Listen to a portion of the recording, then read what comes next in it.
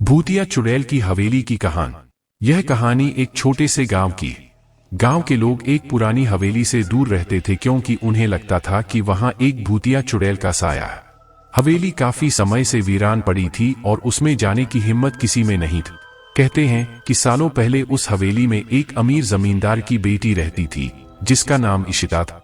इशिता बहुत सुंदर थी लेकिन उसकी जिंदगी में बहुत दुख था। गांव के लोग कहते हैं कि इशिता पर किसी ने काला जादू कर दिया था और उस जादू के कारण वह चुड़ैल बन गई थी। उसकी आत्मा आज भी उस हवेली में कैद है और रात होते ही उसकी चीखों की आवाज सुनाई देती है। एक दिन उस गांव में कुछ युवा लोग घूमने आ उन्हें गांव के इस भूतिया किस्से में बहुत दिलचस्पी थी और उन्होंने तय किया कि वे हवेली के अंदर जाकर सच्चाई का पता लगाएंगे। गांव वालों ने उन्हें समझाया कि वह जगह खतरनाक है, लेकिन उन्होंने किसी की बात नहीं मानी और आधी रात में हवेली में दाखिल हो गए। हवेली के अंदर का नजारा बेहद खौफनाक था। हर जगह धूल जमी थी, दीवारों पर अजीबोगरीब निशान थे और कई जगह मकड़ियां जाले बुन चुकी थी। वे लोग एक कमरे से दूसरे कमरे में जा रहे थे, तभी उन्हें एक हल्की सी आवाज सुनाई दी, जैसे कोई रो रहा। जैसे जैसे वे उस आवाज के पास बढ़ते गए, उनकी धड़कनें तेज होती गई। अचानक सामने एक परछाई दिखाई।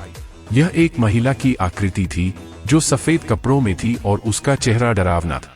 युवाओं ने डर के मारे चीखना शुरू कर दिया, लेकिन उनके पैरों में जैसे जान ही नहीं बची थी। वह परछाई धीरे धीरे उनकी ओर बढ़ रही थी और तभी उनकी आंखों के सामने वह महिला एक भयानक चुड़ैल में बदल गई। चुड़ैल की आवाज गूंज उठी, तुमने मेरी शांति भंग की है, अब तुम में से कोई भी यहाँ से जिंदा नहीं जा पाएगा। युवाओं ने किसी तरह अपनी हिम्मत जुटाई और वहां से भागने की कोशिश की, लेकिन हवेली के दरवाजे बंद हो चुके थे। उन्होंने खिड़कियों से बाहर कूदने की कोशिश की, पर जैसे ही उन्होंने खिड़की खोली, एक तेज हवा के झोंके ने उन्हें पीछे धकेल दिए। वे अब समझ चुके थे कि हवेली से बाहर निकलना नामुमकिन है। धीरे धीरे चुड़ैल ने उन सबको अलग अलग कमरों में कैद कर लिए। अगली सुबह गांव वालों ने देखा कि वे सभी युवक गायब थे।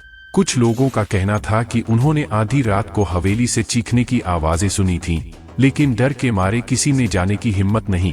उसके बाद से गांव वालों ने हमेशा के लिए तय कर लिया कि कोई भी हवेली के पास नहीं जाएगा, और उस दिन के बाद से उन युवकों का कभी कोई सुराग नहीं मिला। कहानी का निष्कर्ष यह है कि हमें अनजानी और रहस्यमयी जगहों में जाने से बचना चाहिए, क्योंकि हो सकता है वहां ऐसा कुछ छिपा हो जिसे इंसान की दुनिया में नहीं होना चाहिए।